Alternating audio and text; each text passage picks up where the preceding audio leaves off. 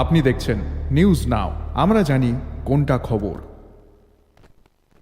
Tripura Mizoram gas pipeline project north east India के energy infrastructure को मजबूत करने में अहम भूमिका निभाने वाला है। इंद्रधनुष गैस ग्रिड लिमिटेड ने कहा है कि त्रिपुरा के पानीसागर से आइजोल के पास शिमुई तक इस पाइपलाइन को 2027 तक पूरा करने का काम चल रहा है।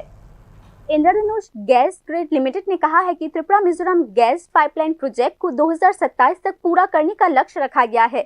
इस प्रोजेक्ट के तहत त्रिपुरा के पानीसागर से मिजोरम की राजधानी आइजोल के पास सिमुई तक कुल 119.5 किलोमीटर लंबी गैस पाइपलाइन बिछाई जा रही है।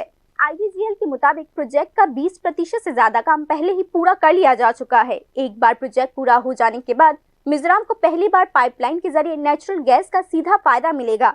इससे आइजोल शहर और उसके आसपास के इलाकों में घरों, कमर्शियल जगहों और इंडस्ट्रीज में साफ और सस्ते फ्यूल का इस्तेमाल बढ़ेगा। इससे एक तरफ एनर्जी सिक्योरिटी पक्की होगी, वहीं दूसरी तरफ एनवायरमेंटल पोल्यूशन कम होगा। प्रोजेक्ट लागू करने वाली एजेंसी इंद्रधनुष गैस ग्रिड लिमिटेड के एक डेलीगेशन ने इस मामले को लेकर आइजोल के मुख्यमंत्री लालडू होमा से मुलाकात की।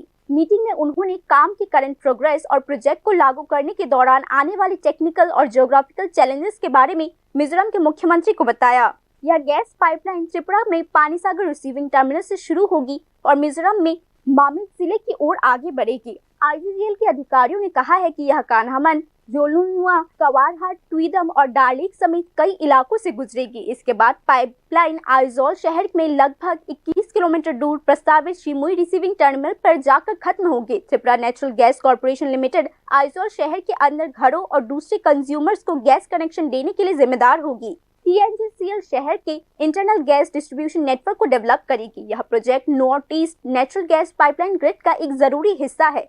पानीसागर शिमुई सेक्शन इस मेगा प्रोजेक्ट के दूसरे फेज का एक हिस्सा है, जिसके तहत गुवाहाटी से अगरतला होते हुए आइजोल तक कुल 723 किलोमीटर लंबी गैस पाइपलाइन बिछाई जा रही है। संबंधित अधिकारियों ने यह कहा है कि अगर यह प्रोजेक्ट लागू होता है तो नॉर्थ ईस्ट इंडिया का एनर्जी इंफ्रास्ट्रक्चर और मजबूत होगा और ओवरऑल डेवलपमेंट को एक नई रफ्तार मिलेगी। Bureau report, news now.